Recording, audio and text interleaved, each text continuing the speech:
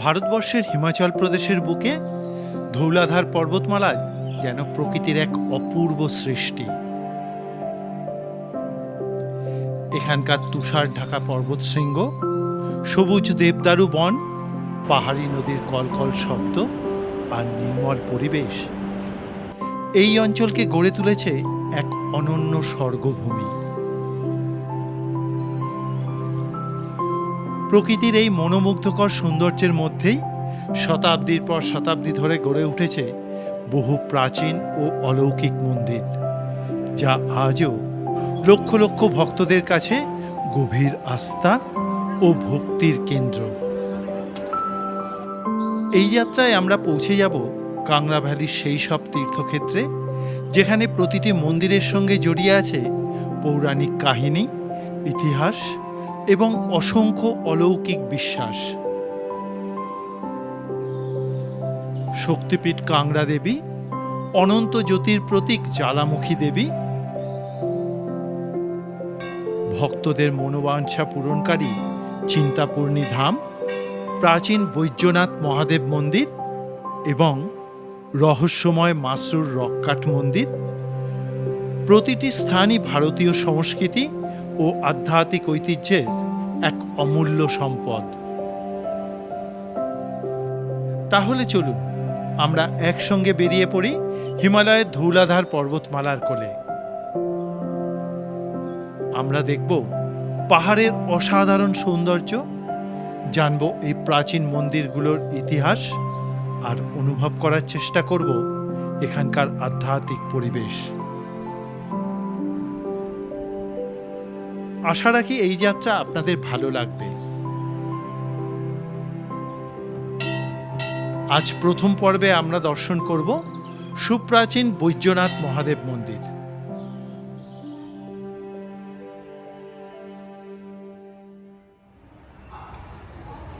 তাহলে যাত্রা শুরু করা যাক কলকাতা স্টেশন থেকে।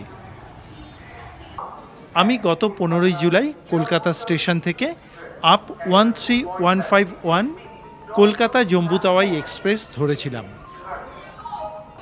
ছাড়ার সময় ছিল সকাল 11:45। আমি নির্দিষ্ট সময় প্ল্যাটফর্মে পৌঁছে দেখি 3 নম্বর প্ল্যাটফর্মে ট্রেন দিয়েছে। ট্রেন ছাড়ার প্রায় 30 মিনিট আগে প্ল্যাটফর্মে ট্রেন ঢুকিয়ে দিল। আমার নির্দিষ্ট সিটে গিয়ে আমি বসতেই সঠিক সময় ট্রেন ছেড়ে দিল। ধীরে ধীরে কলকাতা স্টেশনকে বিদায় জানিয়ে আমার এবারে যাত্রা শুরু করলাম। ট্রেন কলকাতা স্টেশন থেকে ছেড়ে বেরোনোর পর দমদম হয়ে দক্ষিণেশ্বরে ঢুকতেই দূর থেকে মা ভবতারিণীকে এবং মা গঙ্গাকে প্রণাম জানালাম। প্রার্থনা জানালাম আমার এবারের যাত্রা যেন নির্বিঘ্নে করে দেওয়ার জন্য। এই ট্রেনে আমার গন্তব্য পাঠানকোট ক্যান্টনমেন্ট স্টেশন। দূরত্ব 1882 কিলোমিটার। কলকাতা জম্বু তাওয়াই এক্সপ্রেসে যেতে সময় লাগবে প্রায় 42.5 ঘন্টা, অনেকটাই বেশি সময়। এছাড়া কলকাতা থেকে পাঠানকোট ক্যান্টনমেন্ট স্টেশনে যাওয়ার জন্য আরও একটি ট্রেন আছে, সেটা হলো 13041 আপ হিমগিরি এক্সপ্রেস, যে ট্রেনটা হাওড়া থেকে ছেড়ে প্রায় 34.5 ঘন্টায় পাঠানকোট ক্যান্টনমেন্ট স্টেশনে পৌঁছায়। ট্রেনটি ছাড়ে প্রতি মঙ্গলবার, শুক্রবার এবং শনিবার। আমি জম্বু তাওয়াই এক্সপ্রেসে যাচ্ছি, তার কারণ হলো জম্বু তাওয়াই এক্সপ্রেস খুব সকালবেলা প্রায় 6:20 মধ্যে আমাকে পাঠানকোট ক্যান্টনমেন্ট স্টেশনে নামিয়ে দেবে। আমার লক্ষ্য আছে সেদিনকেই আমি বাস ধরে আমার গন্তব্যে পৌঁছতে পারবো। আর হিমগিরি এক্সপ্রেস এর থেকে 4 ঘন্টা দেরি করে পাঠানকোট ক্যান্টনমেন্ট স্টেশনে পৌঁছয়। ওই ট্রেনে গেলে আমি আমার লক্ষ্যে পৌঁছতে দেরি হয়ে যাবে। ট্রেন থেকেই আশপাশে বর্ষার পরিবেশ ও প্রাকৃতিক সৌন্দর্য দেখতে দেখতে এগোতে থাকলাম।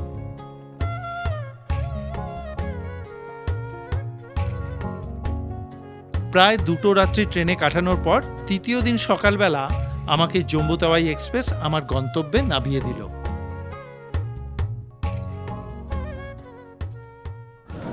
সুপ্রভাত বন্ধুরা, এখন বাজে সকাল 6:21 জম্মু তাওয়াই এক্সপ্রেস এখন এসে নামালো আমাদেরকে পাঠানকোট স্টেশনে।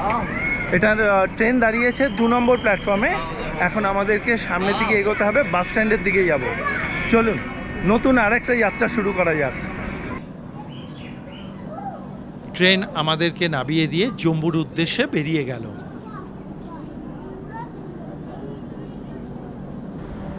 আমি সিঁড়িপথে প্রথমেই গেলাম 1 নম্বর প্ল্যাটফর্মের ওয়েটিং রুমে। ওয়েটিং রুমটা বেশ পরিষ্কার পরিচ্ছন্ন।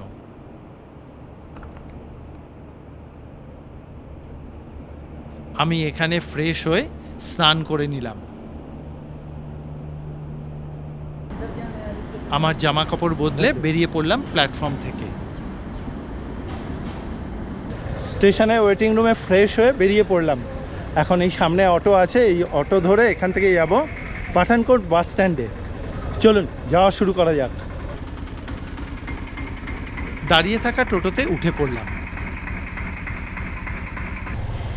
পাঠানকোট ক্যান্টনমেন্ট রেল স্টেশন থেকে পাঠানকোট বাস স্ট্যান্ডের দূরত্ব 4 কিলোমিটার। এই রুটে সবসময়ের জন্যই অটো পাওয়া যায়। 20 মিনিট মতন অটোতে আসার পর এসে পৌঁছে গেলাম বাস স্ট্যান্ডে। এবারে এখান থেকে বাস ধরে সবার প্রথমে যাব বৈদ্যনাথ মন্দির দর্শন করতে। বৈদ্যনাথ মন্দির যদি এখান থেকে সরাসরি বাস যায় তাহলে তো প্রথমবারে বৈদ্যনাথ মন্দির দর্শন করব, আর না হলে আমাকে পালমপুর পৌঁছে তারপরে ওখান থেকে যেতে হবে। চলুন যাওয়া যাক। পাঠানকোট বাস স্ট্যান্ডটা বেশ বড়। এখান থেকে হিমাচল সহ পাঞ্জাব ও উত্তরাখণ্ডের বিভিন্ন জায়গায় সরাসরি বাস যাচ্ছে। পাঠানকোট বাস স্ট্যান্ডে এসে জানতে পারলাম আমাকে প্রথমবারে পৌঁছতে হবে পালমপুর বাস স্ট্যান্ডে। তারপরে ওখান থেকে বাস চেঞ্জ করে আমাকে যেতে হবে বৈদ্যনাথ মন্দির দর্শন করতে। বাস স্ট্যান্ডে পালমপুর যাওয়ার জন্য বাস রয়েছে। চলুন তাহলে বাসে উঠে বসে যাক। এইদিকে হিমাচল রোড ট্রান্সপোর্ট কর্পোরেশনের বাস সার্ভিস খুব ভালো। সমস্ত জায়গায় যাওয়ার জন্য বাস পাওয়া যায়। উঠে বসে পড়লাম হিমাচল রোড ট্রান্সপোর্টের একটা বাসে। ঠিক সকাল 7:40 বাস ছাড়ল। চলুন যাওয়া যাক। বাসের ড্রাইভার সাহেব বাস নিয়ে বেরিয়ে পড়লেন পালমপুরের উদ্দেশ্যে। এই দিকের রাস্তাঘাট বেশ সুন্দর, মসৃণ পথ পুরোটা। আমিও পথের সৌন্দর্য উপভোগ করতে করতে এগোতে থাকলাম। পাঠানকোট শহর ছাড়ার কিছুক্ষণ পরেই আমরা চক্কি নদীর দেখা পেলাম। বর্ষায় সে একদম যৌবনা হয়ে উঠেছে। চক্কি নদীর ওপরের সেতু পার হলাম। এই নদী পার হওয়ার পরেই ধীরে ধীরে শুরু হলো হিমাচল প্রদেশের পাহাড়ি পথ আর কাংড়া ভ্যালির মনোমুগ্ধকর সৌন্দর্য। পাঠানকোট প্রধান বাস স্ট্যান্ড থেকে পালমপুরের দূরত্ব প্রায় 114 কিলোমিটার। রাস্তা খুব সুন্দর। বাসে যেতে সময় লাগবে 4.5 ঘন্টা থেকে 5 ঘন্টা মতো। এই পথ যাবে নূরপুর, জওয়ালি, কাংড়া হয়ে পালমপুর। ধীরে ধীরে আমাদের বাস পাহাড়ি পথে এগোতে থাকলো। বর্ষাকালে হিমাচল প্রদেশের রাস্তা যেন একেবারে অন্য রূপে ধরা দেয়। যতই পাহাড়ের দিকে এগোতে থাকি ততই চারপাশের দৃশ্য বদলাতে থাকে। মনে হয় প্রকৃতি যেন নতুন করে সেজে উঠেছে। বাসের জানলা দিয়ে বাইরের দিকে তাকাতেই মনে হচ্ছিল যেন প্রকৃতি নিজের হাতে একটা জীবন্ত ছবি এঁকে রেখেছে। বৃষ্টিতে ধোয়া পাহাড়গুলো এতটাই সবুজ হয়ে উঠেছিল যে চোখ ফেরানোই কঠিন। পাহাড়ের গা বেয়ে নেমে আসা সাদা বা ধূসর রঙের মেঘগুলো কখনো চূড়াগুলোকে ঢেকে দিচ্ছিল, আবার কখনো বা ধীরে ধীরে সরে গিয়ে দূরে ধৌলাধার পর্বতমালার অসাধারণ রূপ দেখাচ্ছিল। সত্যি বর্ষায় পাহাড়ের এক মোহময়ী রূপ। যত পাহাড়ের সামনের দিকে এগোচ্ছি পাহাড়ি পথের সৌন্দর্য আরও স্পষ্ট হতে শুরু করলো। রাস্তার পাশে পাহাড়ি খাদ আর জলের ধারাগুলো বর্ষার জলে ভরে উঠেছে। কোথাও পাহাড়ের বুক চিরে সরু ঝর্ণা নেমে এসেছে, আবার কোথাও বা ছোট্ট জলপ্রপাতের মতন দৃশ্য চোখে পড়ছে। বৃষ্টির জন্য নদী নালাগুলো প্রাণ ফিরে পেয়েছে। চলার পথে রাস্তার দুই ধারে সারি সারি গাছ, সবুজ মাঠ, ছোট ছোট পাহাড়ি গ্রাম, সব মিলিয়ে মনে হচ্ছিল প্রকৃতি যেন প্রতি মুহূর্তে আমাদেরকে এক একটা দৃশ্য উপহার দিচ্ছে। বাস যতই এক একটা বাঁক নিচ্ছিল, চোখের সামনে ততই নতুন নতুন সৌন্দর্য খুলে যাচ্ছিল। এ পথের প্রতিটা মোড় যেন এক একটা নতুন চমক। আর সব থেকে ভালো লেগেছে এখানকার পরিবেশ। ঠান্ডা পাহাড়ি হাওয়া, ভেজা মাটির গন্ধ, বৃষ্টির টুপটাপ শব্দ আর চারপাশের নিস্তব্ধতা, সব মিলিয়ে মনটা এক অদ্ভুত শান্তিতে ভরে উঠেছিল। সত্যি বলতে কি, এই পথ চলতে চলতে মনে হচ্ছিল গন্তব্যে পৌঁছানোর কোনো তাড়া নেই। ইচ্ছা করছিল এই সবুজ পাহাড় আর মেঘেদের রাজ্যের মধ্যে আরও একটা দিন সময় কাটিয়ে নিই। অপূর্ব এক অনুভূতি। কাংড়া পৌঁছানোর আগে রাস্তার পাশে বর্ষার জলে ভরে ওঠা একটি পাহাড়ি খাদ আমাদের অনেকটা পথ সঙ্গ দিয়েছিল। এই জায়গাটা চলার সময় যে ল্যান্ডস্কেপ চোখের সামনে ফুটে উঠেছিল তা ছবির মতন সুন্দর। সত্যি বলতে কি, বর্ষায় আমি পাহাড়ে খুবই কম আসি, তবে এবারে বর্ষাতে কাংড়া ভ্যালিতে এসে প্রকৃতিকে যে নতুনভাবে আবিষ্কার করলাম তা সত্যিই আমার কাছে স্মরণীয় কিছু মুহূর্ত। দেখতে দেখতে আমাদের বাস কাংড়া শহর ছাড়িয়ে সামনের দিকে এগিয়ে চলল। এই জায়গাটার নাম গগ্গর। এখান থেকে পালমপুরের দূরত্ব 40 কিলোমিটার। এইভাবে মেঘে ঢাকা পাহাড়ি পথ ধরে আরও বেশ কিছুক্ষণ এগোনোর পর আমাদের বাস পালমপুর পুর কর্পোরেশন এলাকার মধ্যে ঢুকে পড়ল। পালমপুর একটা বর্ধিষ্ণু পাহাড়ি জনপদ। খুবই পরিষ্কার পরিচ্ছন্ন, বাসে যেতে যেতেই বুঝতে পারছিলাম। এখন বাজে বেলা 12:10। প্রায় 5.5 ঘন্টা বাস জার্নি করে আসার পর এসে পৌঁছলাম পালমপুর বাস স্ট্যান্ডে। এবারে এখান থেকে বাস ধরে যেতে হবে বৈদ্যনাথ মন্দির। চলুন যাওয়া যাক। পালমপুর বাস স্ট্যান্ডটাও বেশ বড়। পালমপুর বাস স্ট্যান্ড থেকে বিভিন্ন জায়গায় যাওয়ার জন্য প্রচুর বাস রয়েছে। আমি এখন বৈদ্যনাথ মন্দির যাওয়ার জন্য বাসে উঠে বসছি। এই যে আমার পেছনেই রয়েছে, চলুন।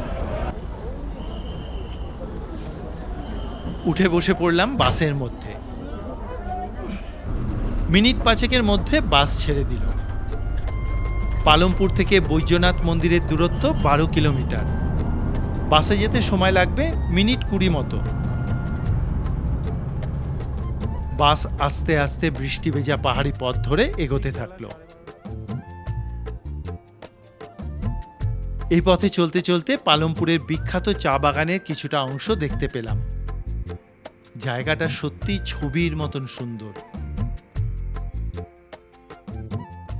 পালমপুর বেড়াতে আসার সব থেকে ভালো সময় হলো অক্টোবর মাস থেকে মার্চ মাস পর্যন্ত। তখন এখানকার প্রাকৃতিক সৌন্দর্য আর প্রাকৃতিক পরিবেশ আলাদা এক মাত্রা পায়।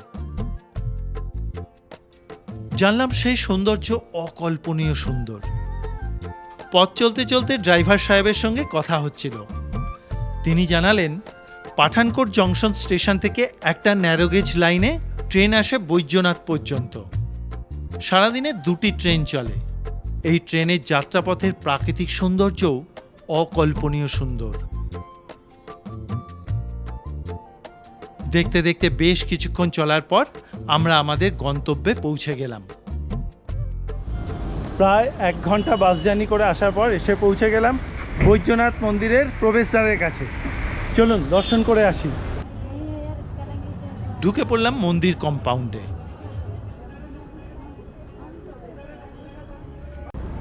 পৌঁছে গেছি বৈদ্যনাথ মন্দিরের কাছে। প্রথমেই বাবা মহাদেবকে পুজো দেওয়ার জন্য ডালার দোকানে ঢুকে পড়লাম। এখান থেকে ডালা কিনে নিজের লাগেজটা এই দোকানে রেখে দিলাম। মন্দিরে ঢোকার মুখেই ডালার দোকান রয়েছে, আমি এখান থেকে পুজোর ডালা কিনে নিলাম। চলুন এবারে যাওয়া যাক মন্দিরে।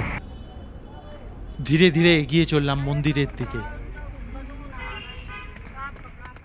হিমাচল প্রদেশের কাংড়া জেলার ছোট্ট শহর বৈদ্যনাথ ধৌলাধার পর্বতমালার পাদদেশে অবস্থিত। এখানেই বিনোয়ারা নদীর তীরে প্রায় ৮০০ বছরের বেশি পুরনো বৈদ্যনাথ মহাদেব মন্দির দাঁড়িয়ে আছে। ভক্তদের বিশ্বাস, ইতিহাস, প্রকৃতি ও আধ্যাত্মিকতার এক মিলন ক্ষেত্র। এই মন্দিরের সবথেকে বিখ্যাত কিংবদন্তি রাবণকে ঘিরে। কথিত আছে, লঙ্কার রাজা রাবণ ভগবান শিবকে লঙ্কায় নিয়ে যেতে এই স্থানে প্রায় ১০,০০০ বছর ধরে স্বয়ং মহাদেবের তপস্যা করেছিলেন এবং সেই তপস্যায় তিনি তার ১০টি মাথার মধ্যে একটি একটি করে কেটে ফেলতে শুরু করেন। রাবণের এই তপস্যায় স্বয়ং মহাদেব সন্তুষ্ট হয়ে তাকে বৈদ্যরূপে দর্শন দেন এবং স্বয়ং মহাদেব রাবণের খণ্ডিত হওয়া মস্তকগুলো বৈদ্যরূপে আবার পুনঃপ্রতিষ্ঠা করে দেন। স্বয়ং মহাদেব রাবণের এই কঠোর তপস্যায় তুষ্ট হয়ে তিনি তাকে একটি শিবলিঙ্গ দেন এবং তিনি রাবণকে শর্ত দেন লঙ্কায় পৌঁছানোর আগে সেটি যেন মাটিতে না রাখা হয়। ভক্তদের বিশ্বাস, এই হলো সেই স্থান যেখান থেকে রাবণ শিবলিঙ্গ নিয়ে লঙ্কার উদ্দেশ্যে যাত্রা শুরু করেছিলেন। কিন্তু পরবর্তীকালে তিনি সেই শিবলিঙ্গ নিয়ে আর লঙ্কায় পৌঁছতে পারেননি। মাঝে বর্তমানে ঝাড়খণ্ডের বৈদ্যনাথ ধামে সেই শিবলিঙ্গ স্থির হয়ে যায়। এই স্থানে স্বয়ং মহাদেব রাবণকে বৈদ্যরূপে দর্শন দিয়েছিলেন বলে এই স্থানের পূর্বে নাম ছিল বৈদ্যনাথ। পরবর্তীকালে সেটি অপভ্রংশ হয়ে বৈদ্যনাথ নাম হয়েছে। ভারতের প্রায় সর্বত্র দশেরায় রাবণের কুশপুতুল দাহ করা হয়, কিন্তু বৈদ্যনাথে একটি ব্যতিক্রমী প্রথা রয়েছে। এখানে রাবণকে তার শিব ভক্তির জন্য সম্মান করা হয়। তাই স্থানীয় ঐতিহ্য অনুসারে দশরা উৎসবের দিন রাবণের কুশপুতুল দাহ করা হয় না। এই প্রথাই বৈদ্যনাথকে ভারতের অন্যান্য শিব মন্দির থেকে আলাদা করে রেখেছে। এখানে স্বয়ং মহাদেবকে বৈদ্যনাথ অর্থাৎ রোগনাশক ও আরোগ্য দেবতা রূপে পূজিত হন। বহু ভক্ত বিশ্বাস করেন এখানে আন্তরিকভাবে ভক্তিভরে প্রার্থনা করলে মানসিক শান্তি ও ঈশ্বরের আশীর্বাদ লাভ করা যায়। এই কারণেই সারা বছর দেশ বিদেশ থেকে অসংখ্য মানুষ এখানে ছুটে আসেন। চারপাশে ধৌলাধার পর্বতমালায় ঘেরা অপূর্ব প্রাকৃতিক সৌন্দর্যের মাঝখানে এই মন্দির অবস্থান করছে। এই মন্দিরের আধ্যাত্মিক গুরুত্ব যেমন অপরিসীম, ঠিক তেমনি এখানকার প্রাকৃতিক পরিবেশ অকল্পনীয় সুন্দর।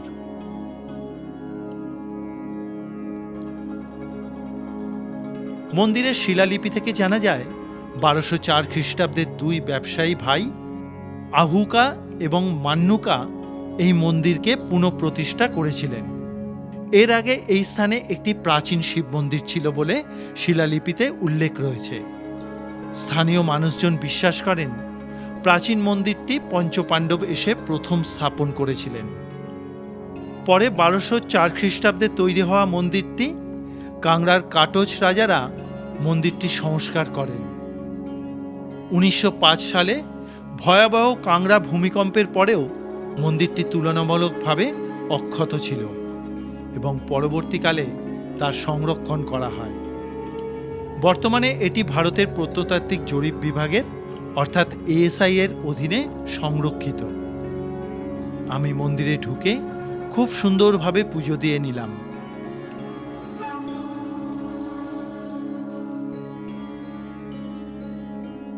এরপরে মন্দিরে আশপাশে আমি বেশ কিছুক্ষণ ঘুরে বেড়ালাম।